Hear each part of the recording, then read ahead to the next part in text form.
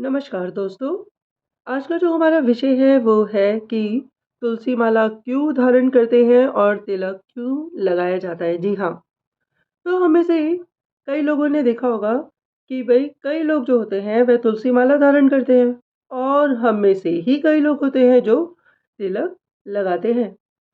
तो इस विषय में एक पॉइंट तो मैं आपको ये बताऊँगी कि ये याद रखिएगा कि जब भी कोई तुलसी माला धारण करता है या तिलक लगाता है तो वो तिलक नहीं लगाता या वो तुलसी माला नहीं धारण करता, वह तुलसी माला उस मनुष्य को धारण करती है या फिर वह तिलक जो है वह उस मनुष्य को धारण कर लेता है। तभी तो जब वो तिलक लगाते हैं, तो एक तो ये कहना चाहिए कि भई ऐसा कहते हैं कि भई तिलक लगाने से चेहरे की कांति बहुत बढ़ जाती है। उसी के साथ जो तुलसी माला होती है, उसके लिए तो ये कहा जाता है कि भई वह पहनना बहुत मुश्किल है क्योंकि जो जिसे तुलसी माला धारण नहीं करती है ना, जिन लोगों को भी, तो अगर तुलसी किसी मनुष्य को धारण ना करे, तो वह उनके गले में जिस प्रकार से कहते हैं ना कि संगल हो, कोई बेड़ी हो, तो उन्हें बहुत भारी लगती है। तो फिर वो क्या करते हैं कि वो तुलसी माला वृंदावन गए तो तुलसी माला ले तो आते हैं, पर वो तुलसी माला को पहन नहीं पाते। तो वो क्या करते हैं कि घर लाते हैं और फिर उसको उतार के रख देते हैं, फिर कभी-कभी पहनते हैं, फिर उतार देते हैं। और कई लोग जो होते हैं, तो जिन्हें तुलसी धारण कर लेती है, यानी कि हमारे अगले पिछले कुछ ऐसे कर्म थे, तो श्री हरि मुझे इस बात के लिए क्षमा करें कि यदि हो सकता है कि अच्छे कर्म हो, तो फिर तुलसी हमें धारण कर लेती है। और आपको पता होना चाहिए कि एक बार जब हम तुलसी को कंठ में धारण कर लेते हैं, तो जब हम स्नान करते हैं, तो नित गंगा में नहाते, ठीक है? और जहाँ तक हम बात कर रहे थे तिलक की, तो तिलक तो देखिए तिलक जो कई प्रकार के होते हैं, है ना? तो अगर हम बात करें जो औरतें बिंदी लगाती हैं, तो वह बिंदी क्या होती है? वो गोल होती हैं, यानी कि आज्ञा चक्र है। जिस प्रकार से हम मंदिर की जब परिक्रमा करते हैं, मंदिर की परिक्रमा मतलब कि हम मंदिर के अंदर जाते हैं तो जैसे कि भगवान जहाँ पे हैं तो उनके पीछे स्थान होता है, उनकी परिक्रमा करने का। कहने का अर्थ ये है कि हे प्रभु, जैसे एक बालक अपने माता-पिता के आस-पास घूमता रहता है, उसकी दुनिया उसके माता-पिता होते हैं, उसी प्रकार से मेरी दुनिया आप हैं। मैं यदि जगत में कहीं भी विचरूँ, तो आप हमेशा मेरे साथ रहें। तो ये हम इस तरीके से परिक्रमा करते हैं, है ना? तो वही आज्ञा चक्र जो है, वह बिंदी के तौर पे औरतें अपने माथे पे लगाती हैं। विवाहित जो स्त्रियाँ हैं, वह भी माथे पे लगाती हैं और उसी प्रकार से जो तिलक है, वो हम जिस भी भगवान की पूजा करते हैं, तो तिलक लगाने का तरीका ये है, वैसे तो मंत्र भी होता है तिलक लगाने का, पर चलिए हमें मंत्र अगर नहीं पता है, तो तिलक जब हम लगाते हैं, तो मन में पूरी श्रद्धा भाव के साथ तिलक जब भृकुटी पे या माथे पे बीच में लगाया जाता है, तो हम ये सोचकर लगाते हैं कि हे प्रभु, मैं सदैव आपकी आज्ञा में रहूँ क्योंकि वैसे भी ये जो भृकुटी है ना, ये जो बीच का जो है, ये आज्ञा चक्र गोल सूर्य देव यानी कि हमारी जो ऊर्जा है, उसको दर्शाता है। ठीक है? अच्छा, तो दोस्तों हमने देखा होगा कि कई लोगों के जो माथे पे तिलक है, वह लगा रहता है और कइयों के हट जाता है। तो किनके लगा रहता है? जिन्हें वह तिलक धारण कर लेता है। उनके माथे पर तिलक अगर वो सुबह लगाएँगे तो रात तक जब तक वह मुँह ना धो लें, तिलक लगा रहेगा। और जिन्हें तिलक धारण नहीं करता, उनका तिलक कब बह जाता है उन्हें खुद भी नहीं पता चलता। वो पूछते हैं, "मेरा तिलक लगा हुआ है क्या?" ठीक है? तो अब हम बात कर रहे थे तुलसी जी की। तो भई हम सब जानते हैं कि जब नवंबर आता है ना, कार्तिक का महीना जिसे आप कहते हैं, तो कार्तिक के महीने में हम तुलसी जी की पूजा करते हैं। तुलसी एक पौधा है, जो हम ये भी मानते हैं कि भई वो तो माँ लक्ष्मी का ही रूप है। तो इसके पीछे क्या कथा है? तो मैं आपको 2 एक कथा सुनाऊँगी और एक कहानी बताऊँगी। कथा और कहानी के बीच में यदि मैं आपको फ़र्क बताऊँ, तो कथा जो है वह तो भगवान की होती है, ठीक है? और कहानी, कहानी का अर्थ ये होता है कि भई या तो वह उन लोगों के बारे में बात हो रही है जो पहले कभी राजा थे और चले गए हैं, ठीक है? या फिर हमारे आपके जैसे लोगों ने लिख दी हो, तो वो भी कहानी होती है, ठीक है? अच्छा, तो मैं ये बात कर रही थी कि तुलसी, तुलसी जी की कथा, ठीक है? यहाँ से सुनते हैं बात। तो ऐसा कहा जाता है कि कालनेमी दैत्य था और उसकी बेटी थी वृंदा। तो वृंदा का जो विवाह होता है वह जालंधर दैत्य से होता है। तो जो जालंधर है वह भी बहुत बड़ा दैत्य है और उसकी जो शादी होती है वह वृंदा से हो जाती है। पर वृंदा जो थी ना वो भगवान की बहुत बड़ी भक्त थी और जो जालंधर था वो तो दैत्य था ही, और वो दैत्य था पर दैत्यों का राजा था। अब वृंदा भक्ति में लीन रहती थी और जालंधर जो होता है ना उसके लिए ये कहा जाता है कि एक बार उसने ये सोचा कि क्यों ना मैं लक्ष्मी जी को प्राप्त कर लूं, यानी कि विष्णु जी की जो पत्नी है उन्हें प्राप्त कर लूं। तो जालंधर लक्ष्मी जी के पास पहुंचा और लक्ष्मी जी ने, क्योंकि लक्ष्मी जी तो भाई माता रानी है, तो लक्ष्मी जी ने मतलब कि उसके मन की बात जान ली और उससे कहा कि भाई तुम तो मेरे भाई हो, तो इस प्रकार की सोच भी तुम्हारे लिए नरक के समान होगी। जालंधर ने जब ये सुना कि भाई नरक के समान होगी तो जालंधर ये जान गया कि भाई मैं मतलब ऐसा ना हो कि मेरी मृत्यु ही हो जाए, कुछ ऐसा कारण बने। तो वह वहाँ से आ गया, मतलब कि वह लक्ष्मी जी के पास उसके बाद नहीं गया, उसने ऐसी धारणा भी छोड़ दी। तो हम सब जानते हैं कि उस समय पे जो राजा होते थे वो 2-3 शादियाँ तो करते ही थे। तो ये जो जालंधर है ये अब सोच रहा है कि भई क्यों ना मैं पार्वती जी से शादी कर लूँ। तो ये कैलाश पर्वत पे पहुँचा तो इसने देखा कि भई पार्वती माता के साथ शिव जी भी विराजमान हैं। तो अब जालंधर वापस आ गया, किंतु पार्वती जी ने जो है वह जालंधर के मन की इच्छा भांप ली थी। वैसे भी दोस्तों हमें पता होना चाहिए कि कोई भी स्त्री हो, लड़की हो, औरत हो, जो भी हो, वह बहुत जल्दी सामने वाले के मन की इच्छा को समझ जाती है कि इसके मन में क्या इच्छा है। तो इसी प्रकार से पार्वती जी ने इस बात को जान लिया। तो पार्वती जी अपनी बात का समाधान करने के लिए अपनी मित्र लक्ष्मी जी के पास पहुंची और जब वे लक्ष्मी जी के पास गईं, तो वहां पे विष्णु जी शेषशैया पे आराम कर रहे थे। तो पार्वती जी ने लक्ष्मी जी को सारी ही बात बताई कि किस प्रकार से आज दैत्य राज जालंधर कैलाश पर्वत पहुंच गया था, किंतु वहां पे शिव जी को देख के वह वापस भी चला गया। तो लक्ष्मी जी ने कहा, अरे बहन, ये तो बहुत गलत बात है। देखो पहले वो मेरे पास आया, किंतु ये दोनों बात कर रही थी तो विष्णु जी ने कहा कि भाई जो दैत्यराज जालंधर है इसकी तो मतलब कि हिम्मत बहुत बढ़ती जा रही है, तो इसके बारे में मुझे ही को कुछ करना पड़ेगा। अब विष्णु जी, क्योंकि जालंधर तो दैत्य है और इसने इतने पाप किए हैं, यानी कि ऐसी कौन सी शक्ति थी, कौन से पुण्य अर्जित हैं जो इसको बचा लेते हैं, वह केवल और केवल इसकी पत्नी वृंदा है। तो कहते हैं कि विष्णु जी धरती पर उतरे तो उन्होंने देखा कि भाई दैत्य राज जालंधर की पत्नी वृंदा भगवान की इतनी पूजा करती है। तो उन्हें समझ आ गया कि भाई जालंधर की जो शक्ति है वह केवल इसकी पत्नी है, क्योंकि जालंधर तो दैत्य है और इसने इतने पाप किए हैं, किंतु वो जो वृंदा थी वो इतनी मतलब पतिव्रता थी कि वो हर वक्त अपने पति का ही मतलब जो भी पूजा करती थी वो पति को समर्पित कर देती थी, यानी कि हे प्रभु मेरे पति का कल्याण करना। तो जब इस प्रकार से वह पूजा करती थी और अपनी पूजा को पति को समर्पित कर देती थी, तो जालंधर के पुण्य बढ़ते ही जा रहे थे। तो फिर विष्णु जी ने इस बात का कुछ समाधान सोचा और एक दिन ऐसा आया कि जो जालंधर था उसे युद्ध में जाना पड़ गया और जालंधर युद्ध में गया और इधर वृंदा महल में अकेली थी।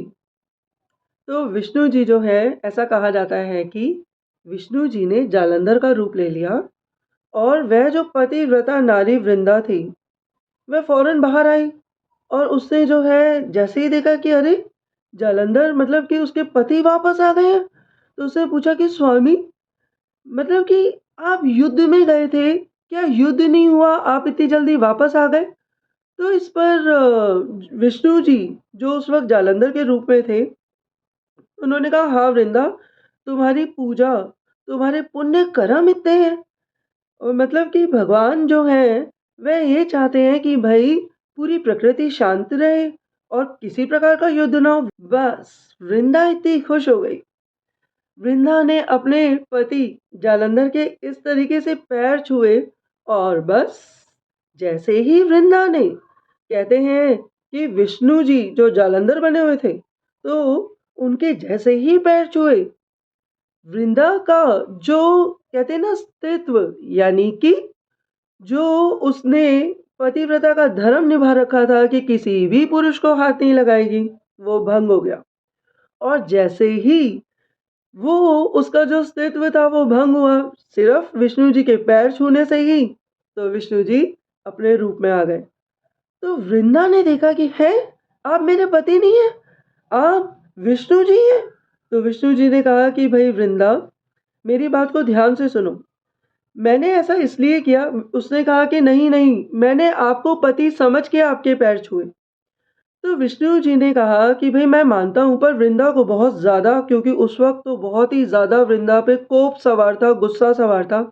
हम सबको पता होना चाहिए कि जब हम गुस्से में होते हैं ना, तो हम केवल अपना ही अनिष्ट नहीं करते, हम दूसरे का भी अनिष्ट कर देते हैं। तो उस वक्त वृंदा ने विष्णु जी को श्राप दिया कि मैं आपको श्राप देती हूँ कि आप जो है, आपने जिस प्रकार से आज जो कर्म किया है, आप काले पत्थर बन जाएंगे और आप शालिग्राम का रूप ले लेंगे, एक पत्थर बन जाएंगे। तो ये, मतलब कि जैसे ही वृंदा ने विष्णु जी को श्रापित किया, तो वो जो गूंज थी, वह धरती आकाश पाताल तीनों ओर, मतलब बिल्कुल गूंज गई। और लक्ष्मी जी को पता चल गया कि भाई मेरे पति को तो किसी ने श्राप दे दिया।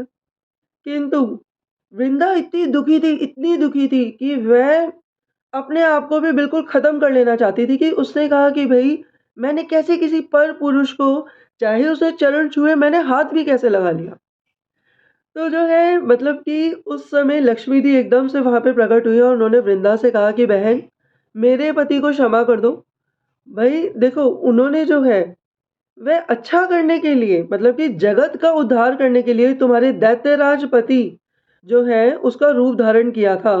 कि जब तुमने मेरे पति के चरण छुए तो तुम्हारा अस्तित्व नष्ट हो गया, किंतु वृंदा, जो तुम्हारा पति है वो केवल और केवल तुम्हारे कारण इस वक्त तक जीवित है। तो वह जो है वह राक्षस है, वह धरती का पूरा विनाश कर देगा। वह तो जो देवता हैं उनकी पत्नियों पर अपनी नजर रख के बैठा हुआ है कि भाई उनकी पत्नियां उसकी पत्नी बन जाए। वृंदा बोली कि ठीक है, मुझे आपकी बात समझ में आ गई है, मुझे लगता है कि मैंने बहुत ज्यादा गुस्सा कर दिया, तो मैं अपना श्राप वापस लेती हूँ।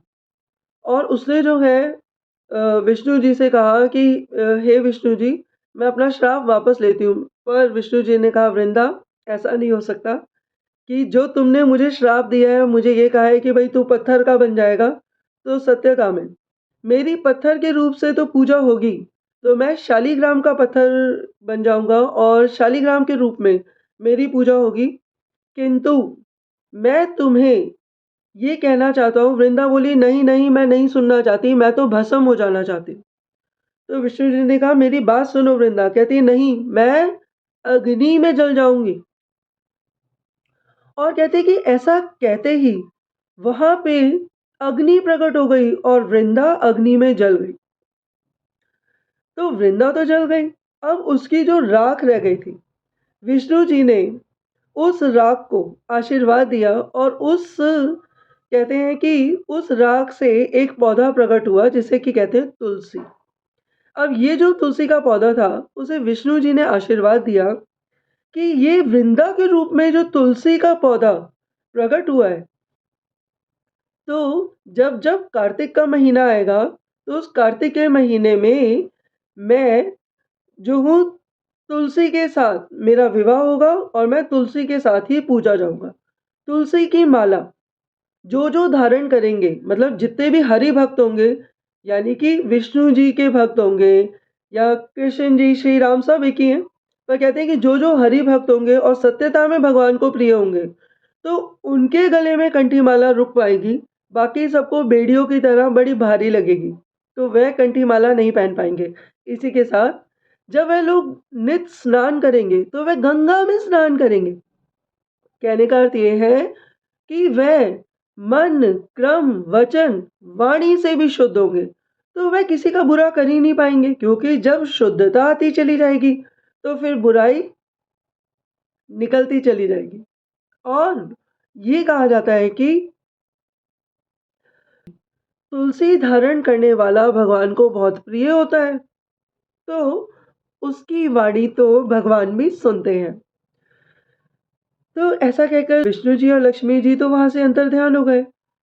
तब से लेकर अब तक जब-जब कार्तिक का महीना आता है, तो हम लोग तुलसा जी की जो पूजा है, वह श्री विष्णु जी यानी कि शालिग्राम के साथ करते हैं और शालिग्राम के साथ ही तुलसी मैया की शादी भी होती है, विवाह भी होता है।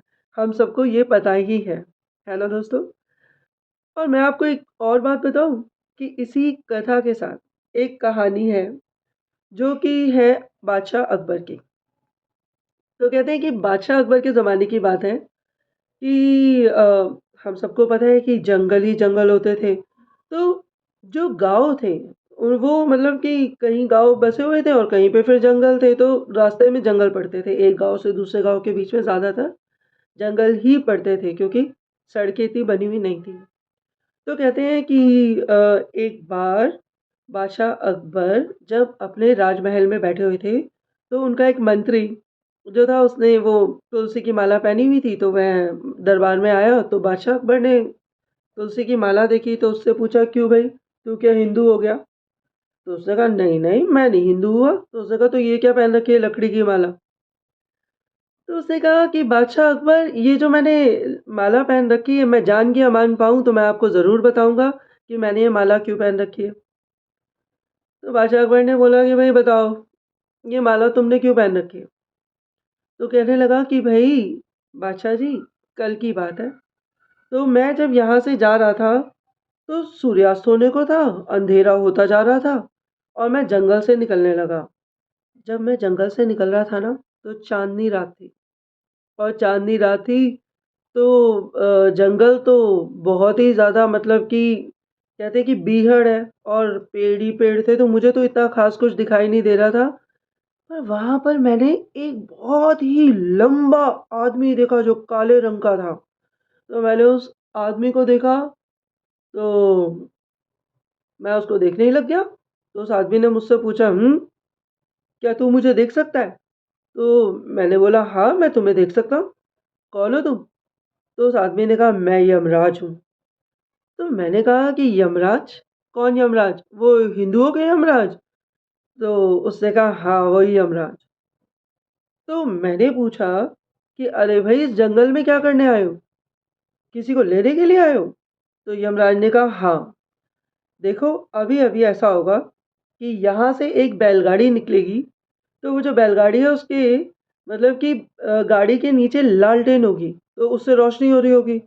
तो जो बैल होंगे उन्होंने घुंघरू पहने होंगे, तो छम-छम की आवाज़ आएगी। तो जो बैलगाड़ी वाला है, ठीक है? तो मैं उसको ले जाने के लिए आया हूँ।" तो फिर बादशाह जी मैंने पूछा कि "अरे वाह! ये तो मुझे देखने को मिलेगा। तो ये बताओ कि अगर तुम बैलगाड़ी को ले जाने के लिए आए हो, तो ये सब होगा कैसे?" तो यमराज ने कहा कि "अरे भाई जब यहाँ से बैलगाड़ी निकलेगी जो छम-छम करती हुई जा रही होगी और उस बैलगाड़ी के नीचे लालटेन होगी तो थोड़ी बहुत रोशनी भी हो रही होगी, तो मैं एकदम से उसका पूरा बैलेंस बिगाड़ दूँगा। तो क्या होगा कि वो जो बैलगाड़ी होगी, वह एकदम से यूँ पलटेगी कि वो बैल जो होंगे, वो जो आदमी होगा वो नीचे गिरेगा और बैल उस आदमी के ऊपर अपने पैर रख देंगे, जिससे कि वह आदमी मर जाएगा। तो बादशाह जी मैंने कहा कि "अरे वाह! ये तो मुझे देखने को मिलेगा।" तो यमराज ने कहा, "अच्छा सुन, ऐसा कर, पेड़ के पीछे छुप जा और कुछ बोलियो मत, बिल्कुल चुप रहियो।" बादशाह जी मैंने ऐसा ही किया। मैं पेड़ के पीछे छुप गया और देखने लगा कि वाह! क्या होगा? आपको पता है बादशाह जी, सचमुच वहाँ से दूर से ना गाड़ी की आवाज़ आने लगी। उसी तरीके से वो ऐसे छम-छम करते हुए गाड़ी आती जा रही थी, आती जा रही थी और सचमुच वो तो बैलगाड़ी थी। इतना अच्छा दृश्य था बादशाह जी। फिर पता है क्या हुआ कि ना वो जो बैलगाड़ी थी ना उसका बैलेंस बिगड़ा। जैसा यमराज ने कहा था वही हो रहा था।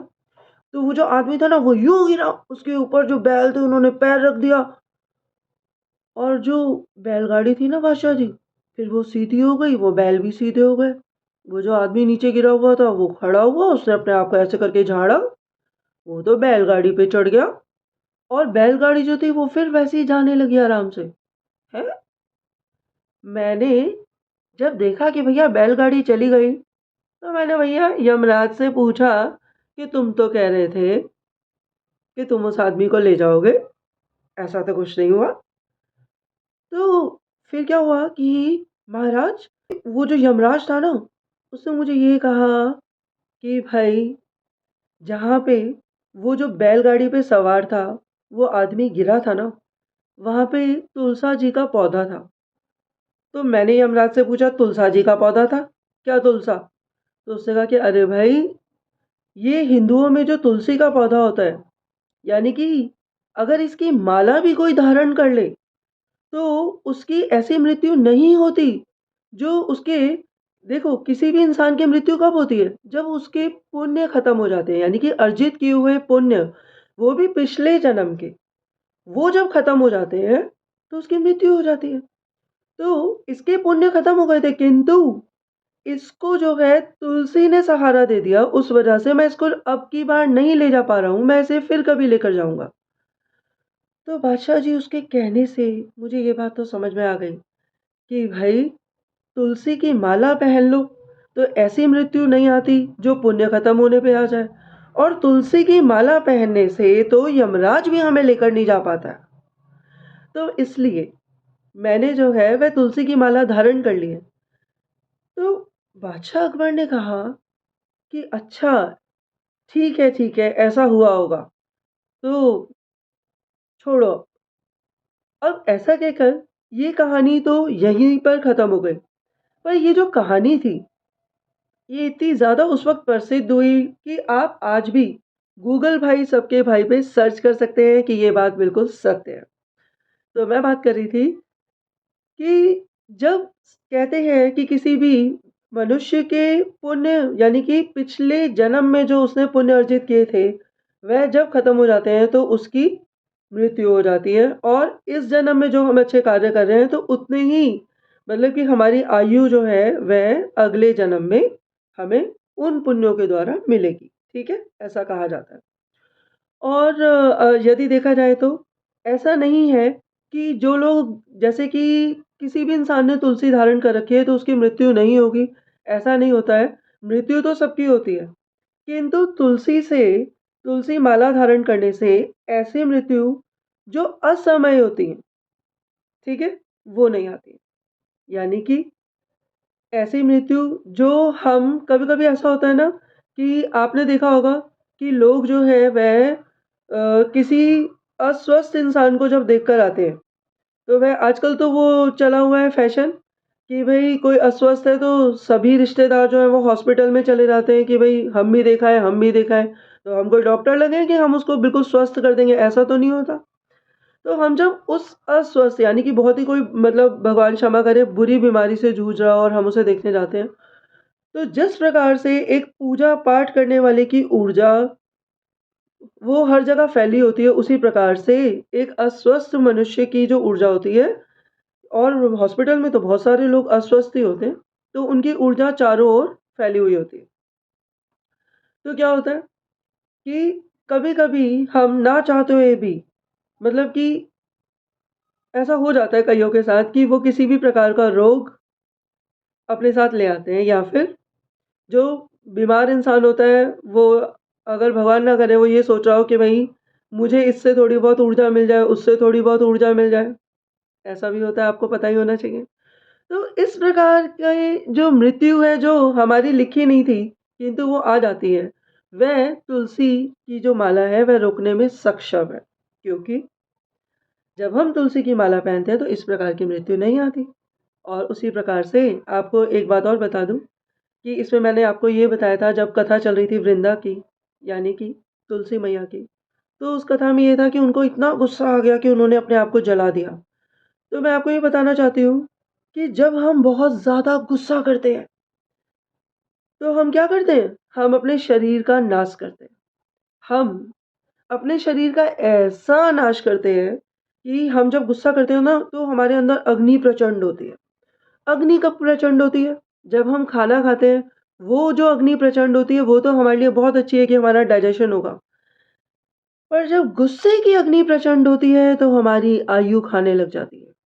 जब गुस्से की अग्नि प्रचंड होती है, तो भगवान मुझे क्षमा करें, हम उम्र से ज़्यादा बड़े दिखने लग जाते हैं। तो आपने देखा होगा कि भई एक ही माता-पिता के कई बच्चे हैं, मान लीजिए 2 हैं, 4 हैं, जो भी हैं, 5 हैं, जो भी हैं। तो वो ऐसा लगता है कि भई ये जो मतलब कि जो गुस्सा नहीं करेगा, वह अधिक अच्छा दिखेगा और जो गुस्सा ज़्यादा करेगा, वह ज़्यादा बड़ा दिखने लग जाएगा। तो हमें गुस्सा नहीं करना है। गुस्सा करने से जब हम गुस्सा करते हैं, तो जो हमारे दाँत हैं, वो ऐसे दबते हैं ना, तो आपको पता होना चाहिए कि हम ये कहते हैं कि भई क्या कहते हैं, जो देवी दुर्गा हैं, वह हमारे शरीर के अंग-अंग में बसी हुई हैं। तो जब हम मतलब कि दाँतों को ऐसे बीजते हैं, तो हम दाँतों को बीजते हैं, कमज़ोर कर देते हैं। हम अपना जो दाँतों से ही तो खाना खा रहे हैं। हमने क्या किया, इतना अपने जो पाचन का पहला जो वो था, उसको इतना कमज़ोर कर लिया कि ये दाँत आपके पास बचेंगे नहीं, आप जैसे-जैसे बड़े होते जाएँगे। तो हम अपनी उम्र को छोटा कर लेते हैं। हमारा जो चेहरा है, उसके ऊपर लोग कहते हैं ना रिंकल्स आ गए, ऐसा बोलते हैं ना? जी हाँ, तो आपने बहुत गुस्सा किया है जीवन में। और जो आप ये कहते हैं ना भई संत के चेहरे पे बड़ी चमक होती है, तो ये जो संत के चेहरे पे चमक है, ये किस बात की चमक है? ये शांति की चमक है। तो अब शांति को कैसे पाया जाए? शांति को हम पाएँगे या तो आप इतनी पूजा-पाठ करें और भगवान से कहें कि हे प्रभु, मुझे शांति प्रदान करें। आप कुछ और ना माँगे। आप ये ना कहें कि मुझे सुख दे दीजिए, मुझे ये दे दीजिए, वो दे दीजिए। नहीं, नहीं, नहीं। आप कहिए हे प्रभु मुझे शांति का दान दीजिए, मुझे शांति प्रदान करिए। और जब आप ऐसा कहेंगे, तो सत्यता में आप शांत हो जाएँगे। फिर भी यदि आपको गुस्सा आता है ना, तो आप कहें कि हे प्रभु मेरे क्रोध को शांत कर दो। और सत्यता में आपका क्रोध धीरे-धीरे, धीरे-धीरे करते-करते शांत होने लग जाएगा। आप जीने के लिए ही तो आए हैं। आप और अच्छा जीवन जिएँगे। ठीक है? तो आप लोगों ने मुझे बहुत ही प्रेमपूर्वक सुना। आपके अंदर बैठी ऊर्जा, आपकी आत्मा शक्ति को मेरा बारंबार प्रणाम है। बहुत-बहुत धन्यवाद। बहुत-बहुत धन्यवाद।